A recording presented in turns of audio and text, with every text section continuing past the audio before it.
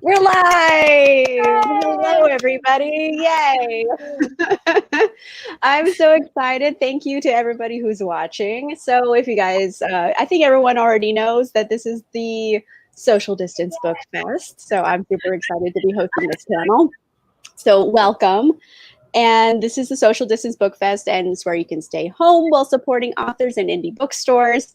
And hopefully you're going to add a few good books to your TBR as well. I'm Amanda. This is the Naughty Librarian, my channel. And basically, I do a lot of book reviews. I do a lot of book hauls. I just love books. The Naughty Librarian, my channel. And basically, I do a lot of book reviews. Whoa, what's happening here? I'm having like an echo. We're in a loop. Channel. And does someone have the YouTube video playing? Because you should turn it off. We're in a loop. Channel.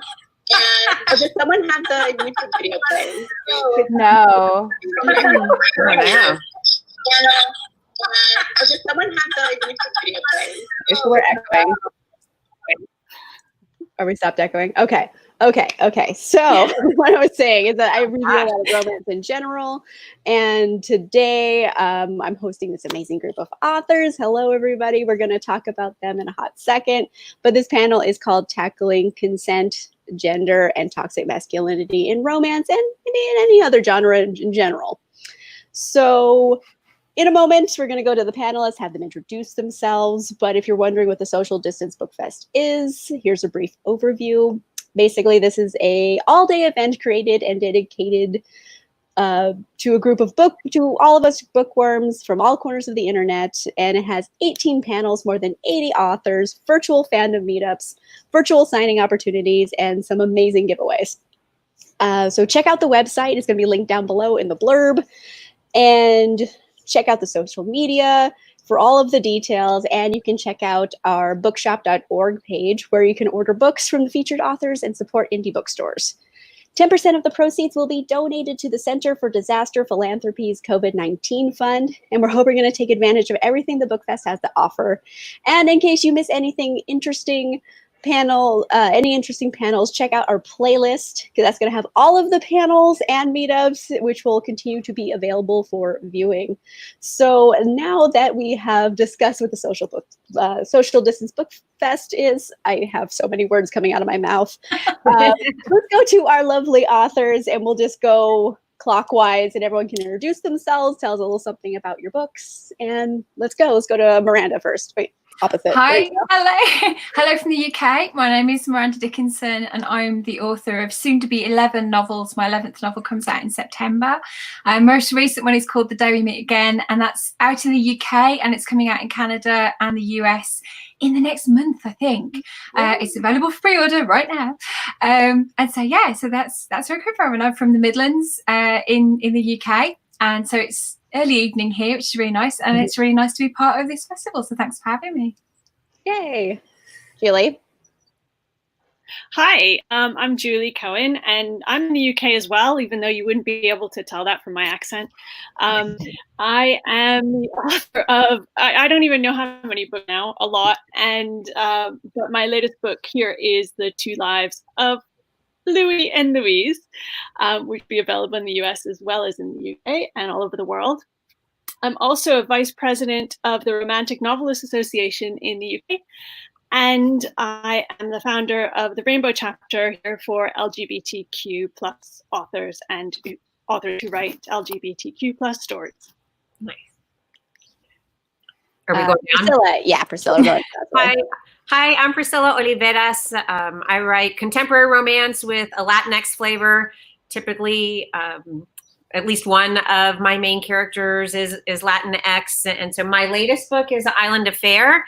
It's kind of it's an emotional, like, familia drama, but also I kind of say it's a mashup of like This Is Us and Blue Bloods. If Blue Bloods were firefighters, and instead the Navajo Familia, they're all firefighters, paramedics, and The Wedding Date. So it's like a fake relationship beach read. I grew up in Key West, junior high and high school, so I'm really excited to kind of like take readers home to visit Key West, and it drops on Tuesday. Amazing. Zoe. Hi guys, my name is Zoraida Cordova, also Zoe Castile. I write YA fantasy under Zoraida, and I write romance under Zoe. My last book is the third book in the Happy Ending series called Flashed, and it is a series of stories that follow male entertainers and the women who love to love them. The first book is called Stripped, and it is a retelling of the greatest fairy tale ever told, Magic Mike XXL. And so I'm really happy to be here. Yay. And Jen. That's awesome, you guys. I am an indie author, and I write fantasy romance. I have 2 books out. My third one's going to come out in May. So these are my books. Rain and Ruin and Storm and Shield. And my husband and I just moved to North Carolina from Montana. So my desk right now is the back of a mirror on a bunch of boxes. So good times around here. Oh my goodness. Someone said they were trying to make a standing desk, and a family member said, well, use the ironing board, and then when you want to take a writing break, you can get the ironing done. I was like, that's not right. That's not right. Wow. On all levels.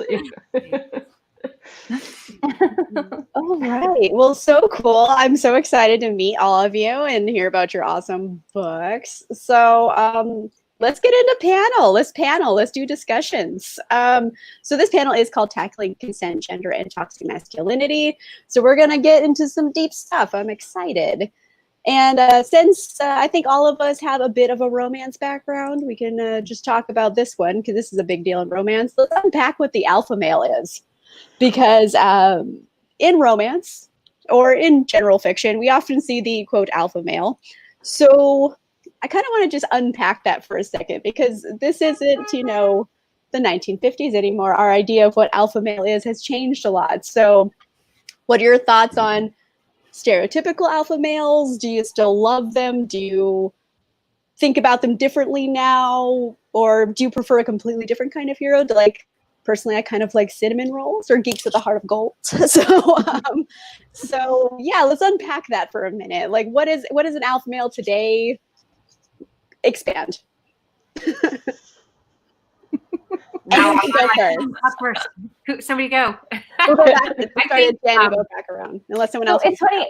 My friend, one of my best friends, told me that I thought I was writing alpha males, and my friend told me, she's like, no, you write like cinnamon rolls. And I was like, oh, okay.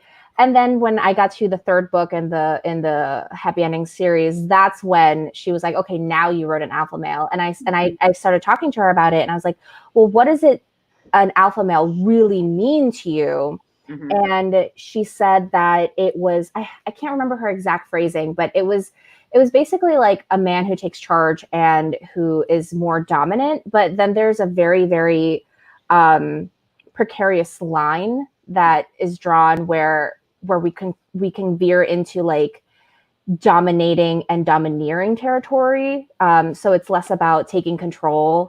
It's more about taking control than respecting what the heroine wants. And I think that there can be a really good balance between those two things. And some men can be cinnamon rolls in certain situations and also alpha males in other situations. Right. So I think that there's a lot of nuance that is left out in romance, or that can be left out in romance when we just leave these two options for men and the men that we're writing. Mm-hmm. So I don't even pay attention to it and until I let my readers decide what they feel about my main character, if that makes sense. Yeah, like in your first book, Stripped, is it from the, yeah. Because I remember your main character in that one, I forget his name right now because I read it. Fallon. Yeah. I always refer to him as a chocolate lava cake because on the outside he's hot, and on the inside he's so blue. Yes. Anyway, anyone else? Like, let's talk about their a lot. I think what's acceptable in general, like in our books and in life, has changed from, like you said, like the 1950s or whatever. I've had a conversation. My girls are all adults, so like I've had a good conversation with my oldest about the romance genre, and her vision of it was, like the older, like that bodice ripper, and to me, what it represents now is like a healthy relationship. So that's whether it's I don't think I've written a real alpha male, in part because I don't like that kind of character. I don't want to be in that person's head. So to write that character, I got to be able to get in, and I don't want to be in that person's point of view. So as an author, I've kind of shied away from it. Now someone's going to challenge It's very liberating, I think. I veer more towards the cinnamon roll. I think one of my earlier heroes was definitely a beta. But I think it's really important. There's shades, even beta, cinnamon roll, alpha. There's got to be, for me as a reader, there's got to be shades of the other aspect. So like Zoraida said, maybe he's a cinnamon roll, but there's going to come a time where he's going to need to be maybe more dominant. And that's going to be really important. But what is it that time? I think that plays the difference between the alpha and the a-hole, right? And you don't want the a-hole. Yes. They're going to There's a very big market for it, but Yeah. I think it's when you're talking about alpha now, it's a different thing than it was. Like when I started reading romance when I was, 14-ish. I was reading the bodice strippers and the very, very controlling hero and the very dubious consent. And now you see much more of a spectrum of that alpha, beta, cinnamon roll. The thing is like, I will read anything. Would I want to meet most of the straight alpha people in real life? No. I'll read it, but I wouldn't want to hang out with those people in real life. It's that type A, tell you what you want kind of thing. And there is, like Priscilla said, Zoraida said, there's a big market for that. And that's great. I read what you want to read. I write betas. That's what I write. Yeah. But I do think now you see the alpha is much more nuanced, unless you are looking very specifically at that trope of of domineering. You see it a lot in the paranormal romance dynamics, but still, I think too, when you see those, you are still seeing more of an emphasis in the relationship on equality. Even if he is domineering, she is often, there to meet him on it. So it's less problematic. And I think too, you have to take into account what people like to read, because it's not necessarily problematic if they're there for it. You know what I mean? The one thing I don't do that's alpha is I don't enjoy is bully. That one crosses the line for me. I've never read that. That's so weird. You haven't? No. Oh, well, I just read a couple and it wasn't for me, and some people love it. Yeah. I feel like that's the thing. Like in romance, there's something for everybody, and it's a safe space to experience something that you might not want to experience in real life, right? Yeah. Yes, exactly. Yeah. I always feel like I want my guys, I can handle grumpy, but I don't want them to be cruel. Like there's a difference. Yeah. Absolutely. Like, okay, they can learn. They can be less a little prickly. Prickly's okay. We like prickly. It has changed though, because I've been writing now for 11 years. And when my first novel came out, even though the main character, you'd say he was a beta, you'd say he was, he wasn't an alpha male. But all the edit notes I was getting were, he has to take control. Your readers won't respect him if he isn't the man. And even then I was thinking, this is not 1956. So why are we getting this now? Yeah. And even down to the fact that the hero in my first book was the assistant of the main character who owned her own florist shop. But they were still saying, oh, no, he has to be a co-designer because readers won't like it if he has a lesser job. And certainly now I don't hear that, but I think the expectations have changed. And I think the Me Too movement, and also I think, like you say, readers are very intelligent. And I think finally publishers are giving them respect for that, and they will tell you as an author what they like and what they don't like. And I think there's a lot more collaboration than there was before. But certainly, 11 years ago, it was kind of, people won't respect him if he's not Rhett Butler, and it's kind of, you can't write that person over and over again because they become caricatures. Also, a lot of problems we have in the world are because of alpha males. So personally, I find that fantasy sort of difficult. That's not to say that anybody can't read whatever they want. I read whatever you want. Fantasy is fantasy. Real life is real life. But for me, the heroes who are the most appealing are the ones who problematize those alpha sides of themselves, who query that, and who examine it in their behavior, and who are conscious of that masculine stereotype and that domineering side, and what real power is, and who look at it in a much more, as I was saying before, a much more nuanced way than I am man, hear me roar. The alpha male in my book, Louis and Louise, is the bad.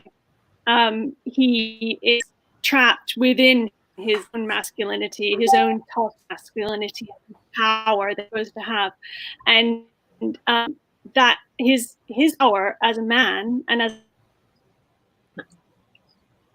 goes everybody around him, male, female. Right. Yeah. I think I think you may have dropped out a little bit at the end there, Julie, but I think we were understanding what you were getting at. Sorry.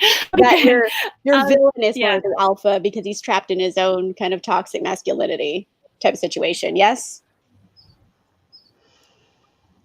I'm sorry, I just couldn't hear you. My connection is so bad. But what I was saying is that in my book anyway, which is not a romance, it's a contemporary fiction, that the alpha male is the bad guy, and the problems he has with masculinity sort of ripple out and harm everybody in the society around him, which I think is true in real life. Yeah. Yeah, I would totally agree with that. Yeah.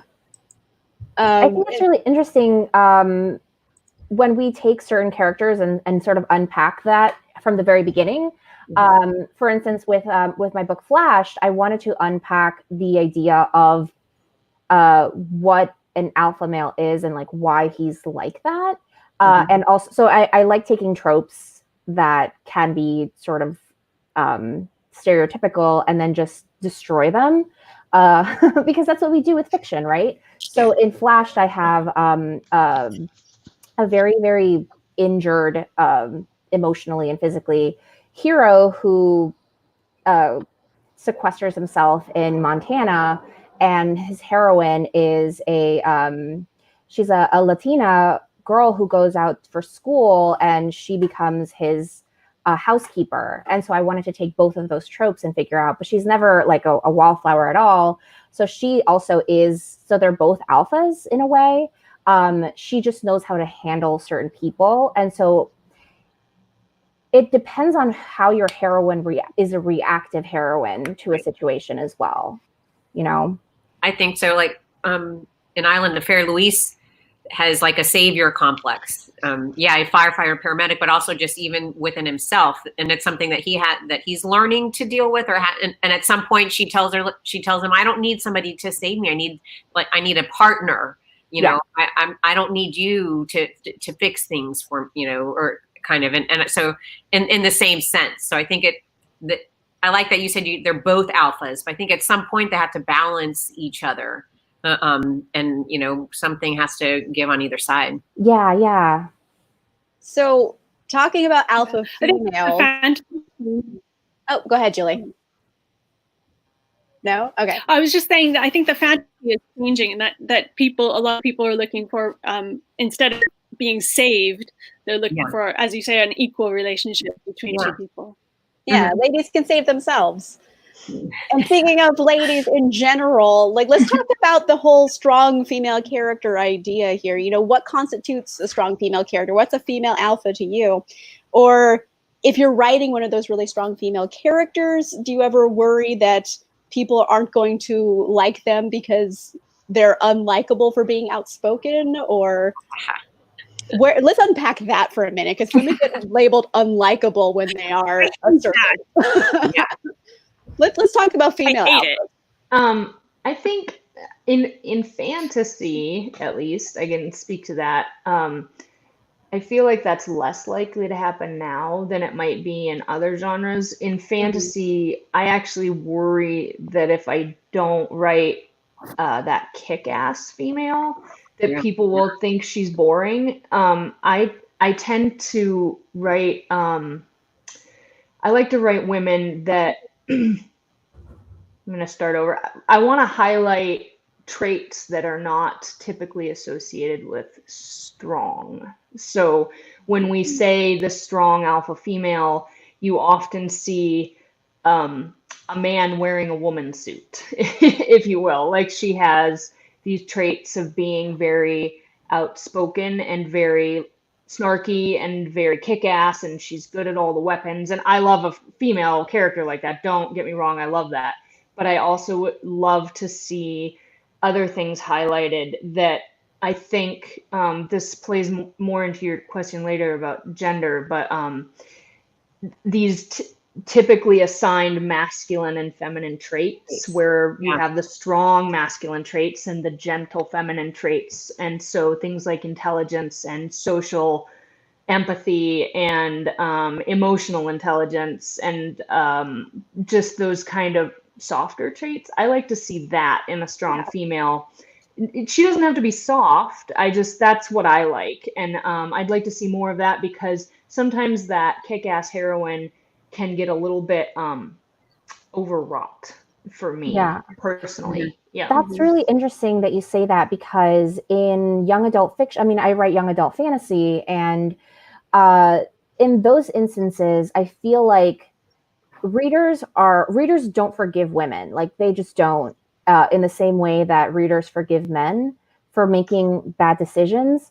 And so I have always come across in all of my characters, all of my heroines, and all 17 books in romance and YA, I think that there is a double standard for every action that a heroine takes, because we're not allowed to make mistakes. We have to be like sort of these like women have to be paragons, or female characters have to be paragons of morality and good decisions. And I have always written messy, like, fuck up girls. Like, they just make mistakes and they will never do the right thing the first time. And I see this now in my new book, Incendiary, which comes out like the same day as Priscilla's. And a lot of the reviews are like, she's really messy, but I like her. So there's like a little bit of a shift happening where maybe we're getting to this point where we can look at these girls who are not, she's a rebel, but she's not out there, wielding a sword or anything like that. And so what Jen said is really poignant, because there needs to be room for girls who they don't adapt. They don't use masculine traits in order to succeed. They can use any kind of feminine trait or things that are ascribed to femininity. And we always use like feminine and masculine with air quotes. We need better terms for that now. Yeah, we do. Well, or I wonder, like, if we're talking hero, heroine, but if you're writing a male, or a female, a female, then the male role might not be in your book, kind of, like that hero might not. So I think the traits themselves could be ascribed across the board to your main characters, and it should be protagonist instead of your protagonist. Yeah. Like in my online class, the first. Oh no, sorry. Go, Julie. No, you go ahead, Priscilla. No, I was just going to say, I think within romance, like in my online class, the first lesson on characters, there's like, your hero, your heroine, but I try to switch it to like the main love interests. But I think it's kind of hard to completely go that way, because within romance, it's important, and this kind of goes back to whether it's an alpha female or an alpha male, they have to be heroic. So you go back to that term, is she a hero, a heroine, or is he a hero?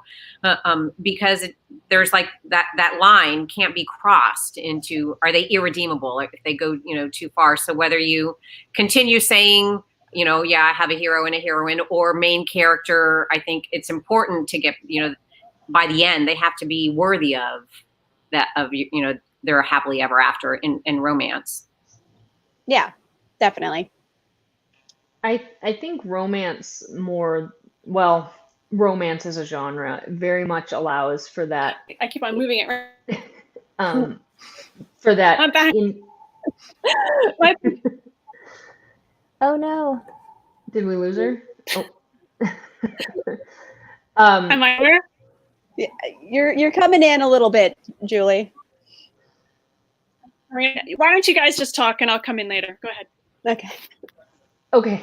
I think it allows for that internal journey really well when you're talking about like Zoraida, your characters that are messy, or it doesn't necessarily have to be a monster that they're fighting, an external thing. It can very much be their own flaws to come into a relationship. And I think that really plays well into a shift now that we see in what romance readers like, which is that those characters that are beta, or those characters that have maybe more social strengths as opposed to individual strengths, where you see I'm independent and awesome and I don't need anybody. And now you see, well, I'm messy on the inside, but I want to engage with everybody and kind of find my place in society, in the world, in myself. I think romance lends itself to that journey very well.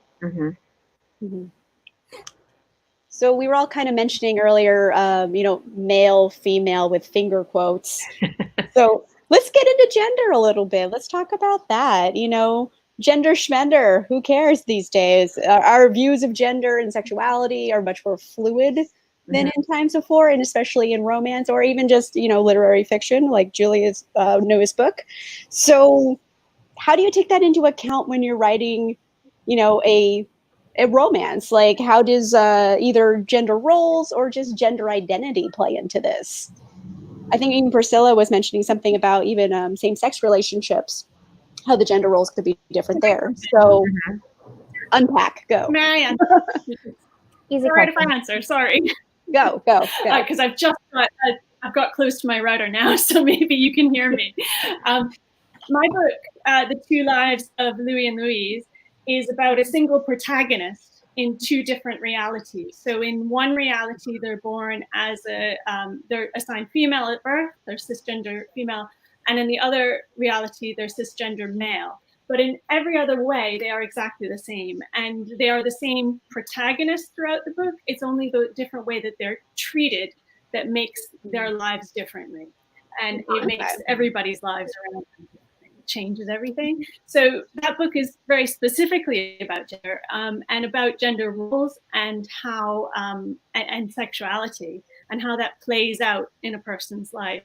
And one of the things that I found when I was writing it was that the sort of the stereotypes that I had inside me, that I inherently I found to understand, were things I had to keep on questioning and keep on just deconstructing and keep on changing and looking at how a woman can be an alpha and how a man can be sensitive, listening, and how you can do both of those things. They both end up in relationships with same and opposite gender and with different genders because they're bisexual characters. And so it all sort of got flipped on its head. And one of the things that really stood out to me is how traditional some of these gender are and how I think they're not really seeing our realities these days. Very cool. Anyone else? I think we mentioned it earlier. And I wish I had a suggestion for this, but it's that antiquated, the two buckets. We have masculine and we have feminine, and you have male and you have female, and that's just not how it is. And so somebody hopefully smarter than me can come up with a better way to parse out those traits. You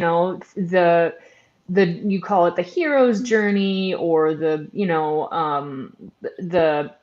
strength as it applies to physical strength or maternal instincts, all those traits. I just think if we could relabel them, re-identify them, it helps to think of it that way, because when we're still stuck in that kind of, this goes in this bucket and this goes in this bucket, and this person, what bucket do I put them in? Well, that's because the buckets are wrong, and so and so when you're writing characters like that, I think you also have to think about what it's like to not fit in the bucket that everybody thinks that you should fit in, because it's just not the way it is for you.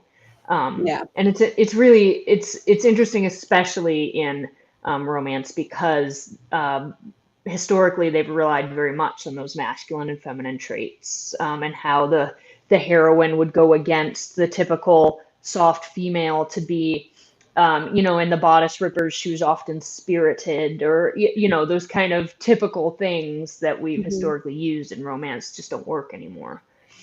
I think the more we write characters that are kind of across the board, the more that are available to readers, the more we think about like what is on that back cover copy, what are the phrases that we're using, and it's just the more of that is flooded in the market, then hopefully as readers see it more, and then we'll continue to see the shift in thinking.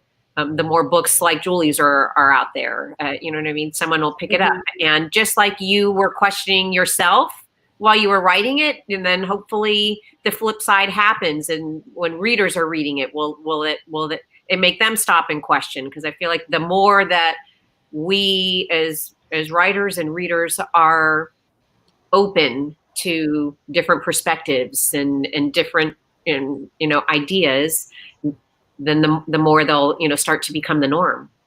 I think the more that we as well, I think the more that we are looking at the journeys of our characters, whether they're male or female or other, and wherever else the world sees them as, if we're making it as authentic as possible, we have a really unique opportunity to look at how the world is viewing these buckets and how they're trying to stick everyone in. And because you're showing people, everybody, regardless of gender, everybody knows what it's like to feel like you're expected to be a certain way, and that's not necessarily linked to sexuality or gender. It's that human instinct of I'm really not the person that everyone thinks I am, or I don't want to fit into these boxes that are there. And if you are, I think because we are authentically in romance, you can authentically show the journey of those characters and the internal journey of those characters, then you can address those issues without it being, I think, without somebody going, oh, it's a book about, because it's actually a book about real people and human people, and these are the things they're up against, and you can actually kind of tip it on its head, because at the center is the story of these two people. And I think that's definitely changed in recent years, and long may that continue, and long may we have the opportunity to talk to that.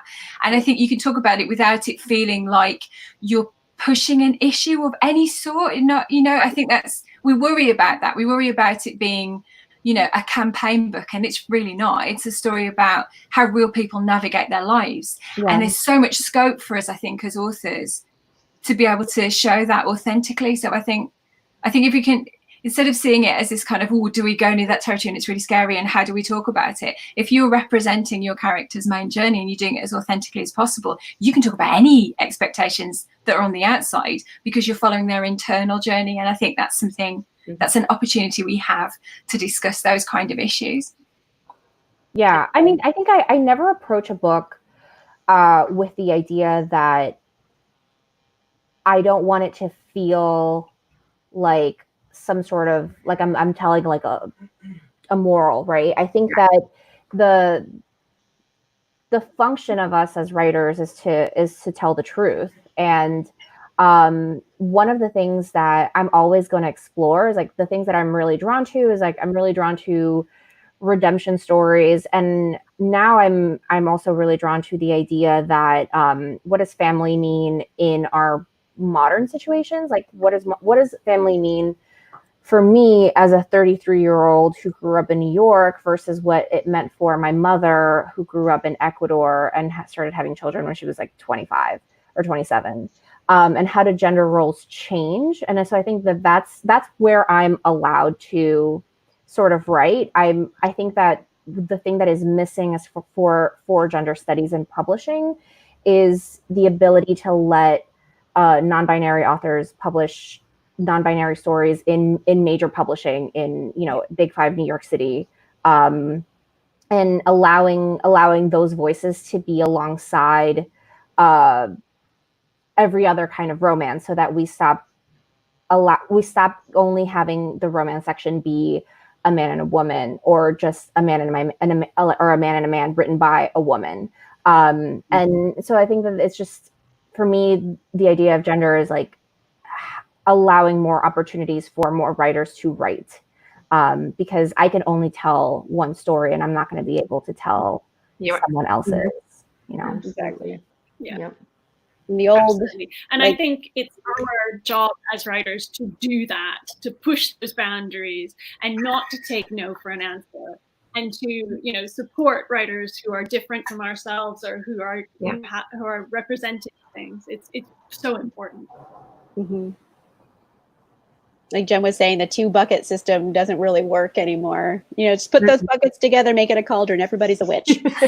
I love it. I love it. All right, let's move on to a different topic. So we've talked a little bit about gender roles and female male, or our cauldron bucket. Let's talk about consent. That's a big part of this panel. Mhm. So I know we've mentioned, this kind of got brought up earlier, older romance, like 80s, 90s era. We've all probably read a Joanna Lindsay. Consent was a bit questionable in those books. And a modern audience, I think, like, it was never okay for consent to be questionable, but I think a modern audience now sees it more readily and is like, wow, that's not okay. So how do you guys go about writing a love scene or just a love story in general, and have it have enthusiastic consent? How do you keep it sexy? How do you work that into your stories? I guess first of all, for me, I would also say consent isn't just for the love scenes, right? To me, it's in general, you know, like whether it's holding a hand or you know, I think just any kind of touch, consent needs to be involved or a part of it. I write closed doors, so definitely happens outside, you know, before they get to that door,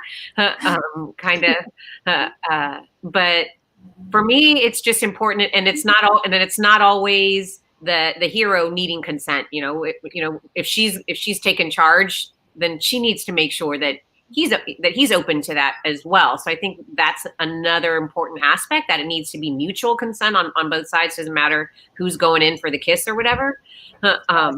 And so I think it's just because as a sign of respect, you know, to each other, you know, that needs to be there. I just, for me, maybe because it's natural. So and the people that and the characters that I'm writing, it would be, you know, important for them to be that way or to know that they need to do that. So it just happens in the scene. It's not like I'm thinking I need to get a consent line in here, you know, kind of. It's a part of the relationship. Yeah, I think that goes along with the idea that was so perpetuated in a lot of those like old Regency books, whereas like women are a thing to be attained. And when I write fantasy, the woman is a part of the hero's journey. If you look at like the Joseph Campbell, like she is something to be attained on the hero's journey. She can't go on the hero's journey herself, and so there have been other, you know, outlines that challenge that perspective. But when I started reading romance, that more contemporary romance, I came in seeing already scenes where people ask for permission even to kiss, and I think that there's room for all of it, but specifically because there's some people want to read certain kinds of kinks. But I think when I'm going to write romance, there's always going to be that explicit consent when it comes to sex or kissing or being together, because that's what is developing the relationship. And if you're developing the relationship on the page, you have to see that language, not just like, oh, I look into her eyes and I know exactly what she wants. Like, do you though? Do you?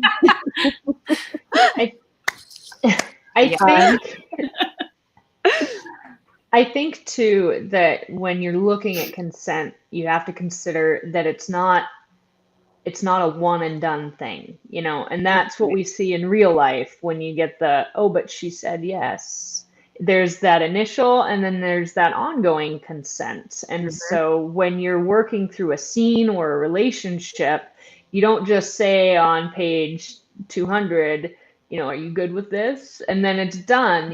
I think that, like for me, I like to make that ongoing consent explicit as well. And people that argue against the consent in novels, I think what they're arguing against is the scene where the hero, heroine, or whoever stands there and goes, "May I do this to you? Will you sign this piece of paper?" No, nobody writes that. No, nobody's gonna write that. Nobody. There's not a single book I've seen that does that. It's all every romance handles it pretty well. If they're doing it explicitly, it's fine. Yeah. It fits right in. There's no, and that is a remnant. That's a remnant of the mindset we've been talking about, where a woman was something to be obtained, and that if you were at that scene, whether it was open door or closed door, she'd been obtained, so it was okay. And that remnant of adding in this consent thing is, it's just kind of it's a little antiquated. So I have seen people argue against it because they think it's going to be awkward, but it's not awkward. And thinking that asking for consent is awkward is antiquated. So I think it's easy to do, but I feel like some people are afraid that it isn't. It's just an easy thing to do, and it should be, for the most part, it should be done as much as possible. Like Priscilla was saying, nobody should be pawing anybody else if it isn't been made clear that that's okay, because everybody has different levels of what they're comfortable with, and that's great to represent in books as well. I think it's part of a healthy relationship, which is like I circle back to, like, to me, that's what a romance is. Across the board, it should be a depiction of a healthy relationship in general, and how having the right person and having the right partner crap's going to happen to you in life, but you can get through it, with the right people around you. And for them to be around you, you need to respect them. You need to love them. And it should be reciprocal. Yeah. So in the comments, we're actually getting some cool ones, and I'll just show this one. This is from Books Like Whoa. It's actually a friend of mine, but she makes a really good point. And she says the reason consent was such a mess maybe in old school books because good girls didn't want sex, but the hero had to take the heroine what they secretly wanted. Oh my! Yeah. And I think that's something to unpack, because there is a bit about female desire still being a taboo subject. So that's kind of an interesting field to go down, because females experience desire. I think I'm assuming we all use female pronouns, and we've all experienced desires. So that is a real thing. But I feel like that's a lot of where the consent happens, especially in like goddess rippery books, because in those times, the social mores were that women didn't do that. So there she is. Yeah, Jen's back. Yeah. Women don't do that, and that also goes into the alpha male role, where like I know she secretly wants it, but then like Zoraida said, but do you know that? So I think it's kind of an interesting idea to unpack a bit. The good girl, such a toxic trope. Just the idea of women's sexuality in there, and how it's still a taboo subject a bit, and how that leads to consent. Yeah. Julie started to say something, I thought. Yeah, sorry, my connection's so bad. I think it's such a toxic trope that that women not being able to say yes to their own sexuality and not being able to express sexuality, and so they have to have it forced upon them. And I remember reading Nancy Friday's Women in Love. Did any of you read that? Like in the 70s, 80s? It was a fantasy, one of the largest fantasies in that book, real women's fantasies. She collected them. And one of the largest fantasies was a rape fantasy. And I think it is non-consensual sex fantasy. And we all know that rape is terrible and it is not a fantasy. And yet that trope of the good girl who can only have it forced on her, I think is very powerful, even in our society right now. And I think it's something we need to fight against in what we write. Very true. Absolutely. Yeah, Absolutely. definitely. Yeah. And the whole idea of like the virgin heroine and how that's supposed to be prized over a woman who has, you know, experienced sexuality. So that's maybe not necessarily what we're talking about in the books that you guys have been writing, but like at least in Bodice Rippers, there's always virgin heroines. And even, you know, in a lot of fantasies, there's a virgin heroine. And the whole idea of it is just, it doesn't make a woman necessarily better if she has a hymen or not. Yeah. So I guess I would say I'm glad. I mean, that's a welcome change in our genre, a welcome growth in our genre. I think it's changing in society some. And again, I guess I would just go back to kind of like what we were talking about with gender. I feel like the more we write strong or whatever kind of, you know, female who is strong in her feminine in her sexuality, I think that, you know, it's better. More examples for our readers out there. Somebody asked, when will we see a romance where the woman is a rake? And there's actually a book coming out by Scarlett Peckham called The Rakess. And I think it comes out on Tuesday, you said, right? Tuesday, yeah, I think so. So you have that, it's historical, and she's going to take on that challenge of making a rakess. So yeah, Alexis just typed it out. So look up that book. I mean, Scarlett's a fantastic writer. I'm excited. There's a lot of options, and I like that we've been talking about this. It's like the options expand because writers write it. If no one's going to take that bold move to write these characters, write these situations, it's not going to happen. You have to, like, you know, work from the inside out. And I think that's why that's so important, especially in romance or in fiction or in any topic in general. Just, you know, be the change you want to see, if I'm going to use, you know, cliche sayings.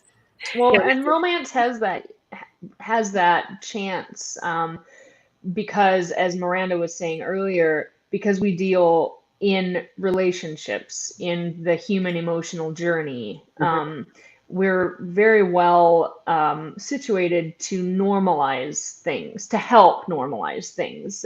Different situations, the rakess, the woman that takes her, you know, is empowered sexually.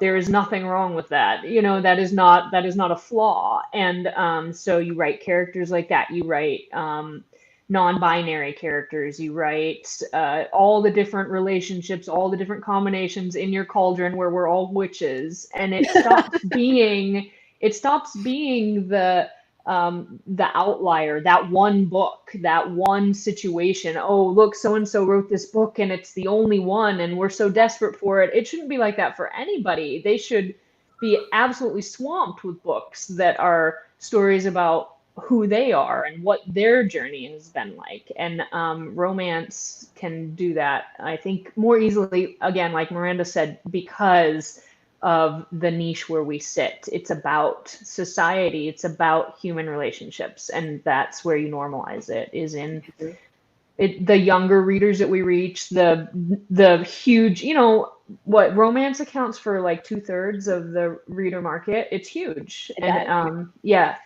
And so I don't know. I'm gushing. I'm totally geeking out because I love romance and I love romance readers and I love romance writers.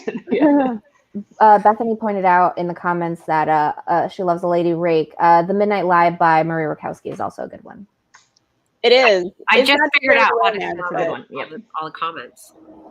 Yeah, it's very good. There is a female rake with a heart of gold, which is like my favorite romantic hero. I love rakes with hearts of gold.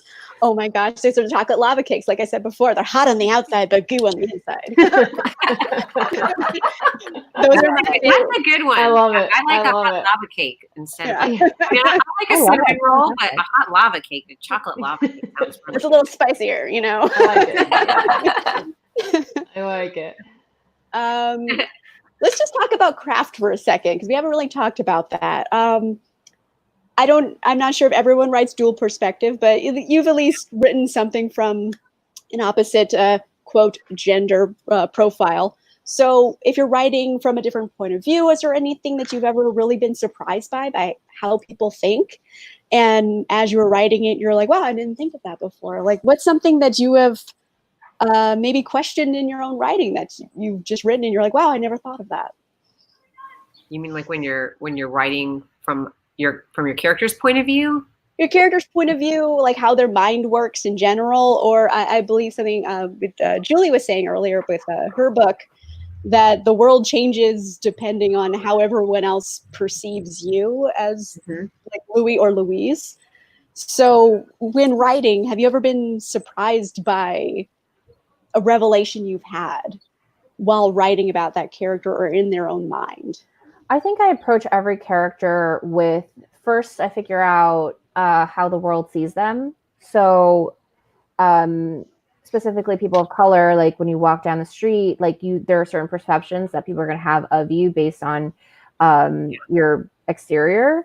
And I don't usually stray from my own perspective, simply because I could do all the research in the entire world and I still will never know what it's like to walk in somebody else's skin. But I do write from, I have my very first novel, which was about a teenage boy who became a merman. And it's called The Vicious Deep. And that was my first book ever that I published in 2012.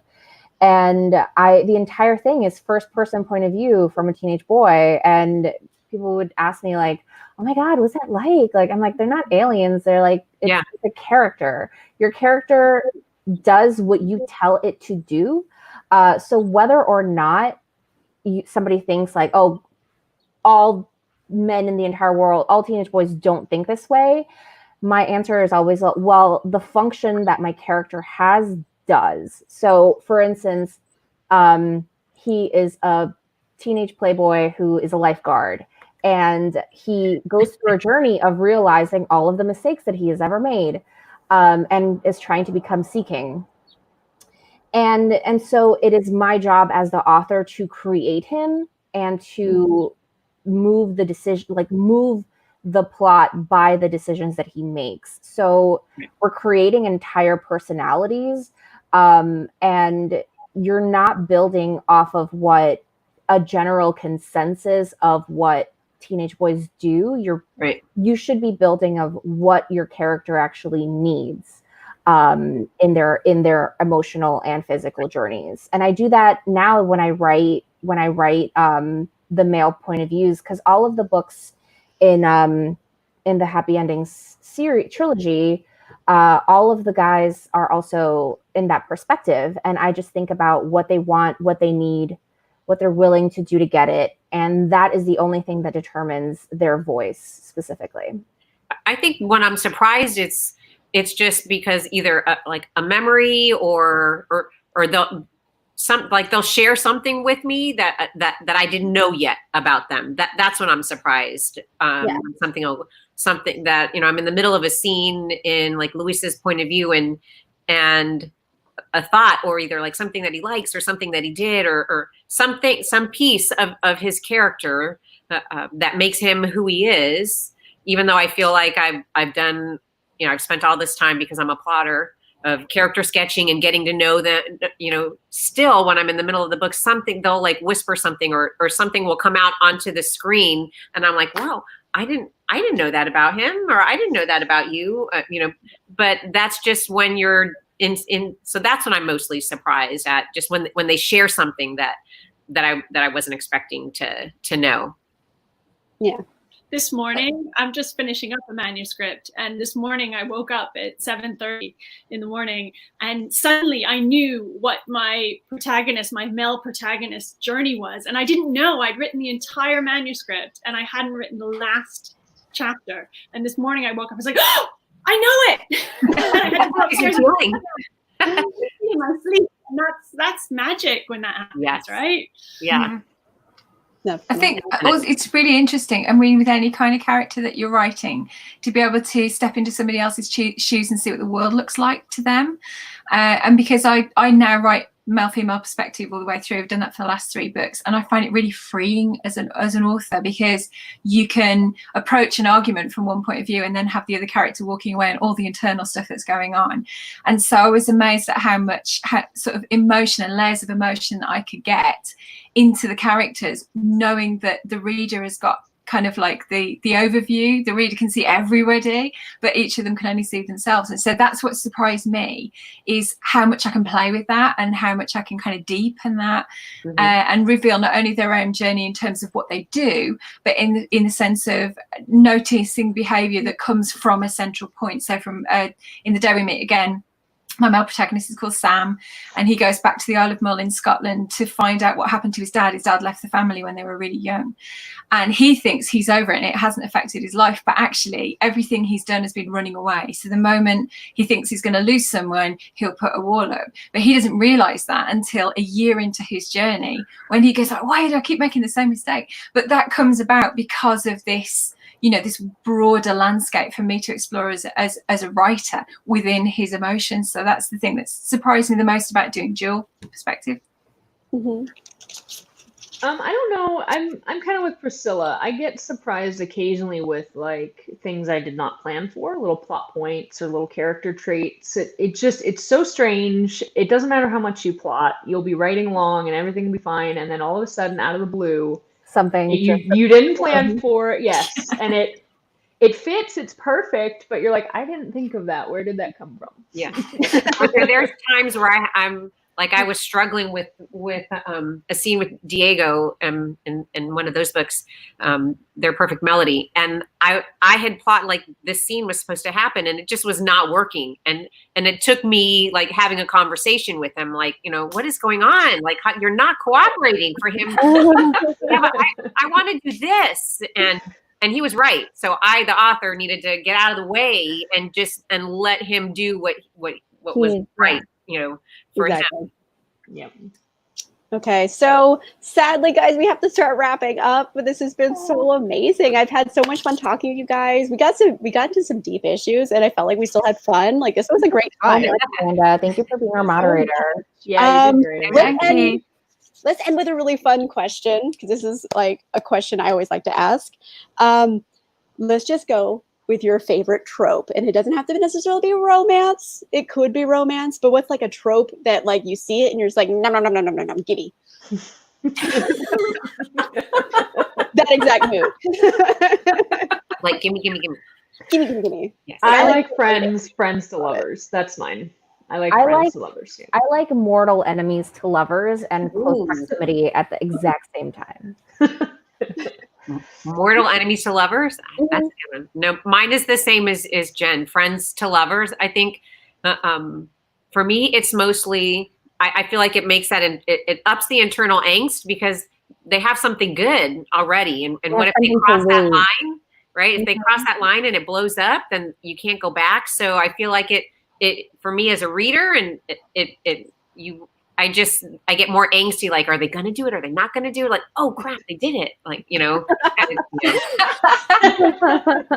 Yeah, I'm the same. I like the friends to lovers, but I do like occasionally having them where they argue all the time. So kind of, was that mortal enemies? I'm not sure, but it's always where you almost need someone who can argue with you a little bit rather than just someone who's compliant all the time, which can get really boring. So I kind of a bit between the two, I think. Sarcastic friends to lovers? Yeah, that. They've got to have a good Barney now and again. Lovers, I don't know. Julie, do you got one? I love anything with a lot of dramatic irony. So I love it when the reader knows the character's true identity, but the other character doesn't know the first character's true identity, and then sort of switching around and all those comedy of errors. I love something like love those. Yes. And there's always the classic of, oh no, there's only one bed. Yes, always. That's a good one. That's a good one. This one. Yeah. All right. Okay, ladies. Nice meeting. It was nice to chat with you guys. Yeah. Bye, everybody. It was so much fun. Bye. See you guys on the next show. Oh, before we all go, make sure you look in the comments read the comments also, because there's been a lively discussion over there that's been awesome. But in the blurb down below, there is a link to the playlist of all of the panels that are going on for the Social Distance Book Fest. There's a lot of really cool topics. So if you want to see a new topic or you're interested in one of them, there is a link to the playlist. So they're all in one spot. You can find them easy. So all those links are down below. Don't forget to order books. And there's links. I put all the links. I forget all of the links right now, but they're there. Thanks to all the Bye, viewers you guys. who tuned in. Bye, thanks, Amanda. Thank you. Bye. Bye.